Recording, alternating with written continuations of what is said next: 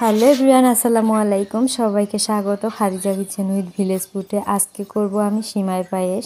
সিমাই পায়েস কিভাবে করি সেটা দেখাবো। সিমাই পায়েস করার জন্য নারকেল করে নেওয়া হচ্ছে। নারকেলটা দিলে আমার কাছে ভালো লাগে, নারকেলটা না দিলেও হয়। আমি 2 লিটার গরুর দুধ পাইনি, প্যাকেটের দুধ নিয়েছি। গরুর দুধ হলেও হয়ে যাবে, আমি প্যাকেটের দুধটাই ব্যবহার করব এখানে। এবার সিমাইগুলো ভেজে নিব। এখানে কিশমিশ, কাজু, নারকেল সব কিছু রাখা আছে।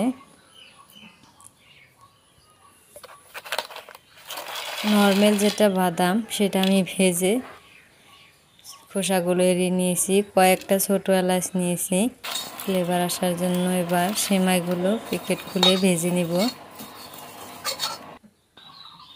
দুধ দিয়ে দিলাম হাঁড়ির মধ্যে। এবার দুধটা ফুটিয়ে নিব ভালো করে।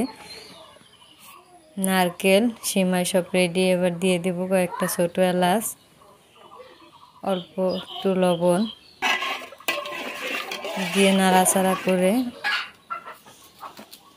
অল্প বলক তোলার পরে চিনি দিয়ে দিতে হবে।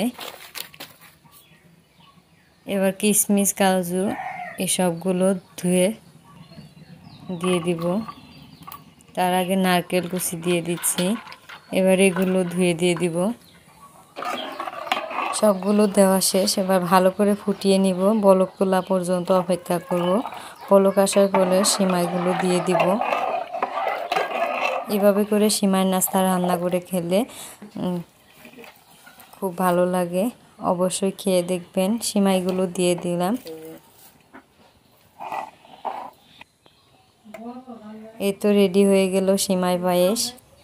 অল্প সময়ের মধ্যে ঝটপট হয়ে যায়। আমার কাছে কিন্তু চালের পায়েসের থেকে সিমাই পায়েসটাই বেশি ভালো লাগে, তাই আমি মাঝে মধ্যে এই সিমাই পায়েস রান্না করে থাকি। সবগুলো সার্ভ করে নিলাম ভাগে ভাগে বেড়ে। কয়েকটা ফ্রিজে তুলে রাখবো, পরে খেতে পারবো।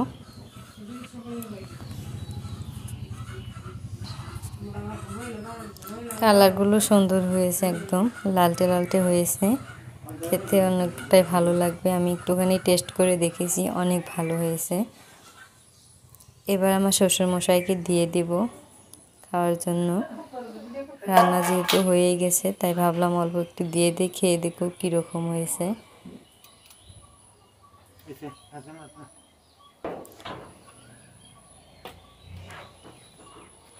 চালের পায়েস রান্না করতে গেলে যেরকম আমরা কোনো জল ব্যবহার করি না, এখানেও আমি জল ব্যবহার করি নাই, শুধু 2 প্যাকেট দুধ দিয়ে রান্না করেছি। খুব ভালো হয়েছে, খেয়ে বলল।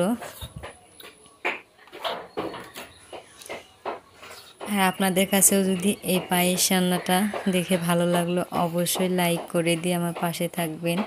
আল্লাহ হাফেজ।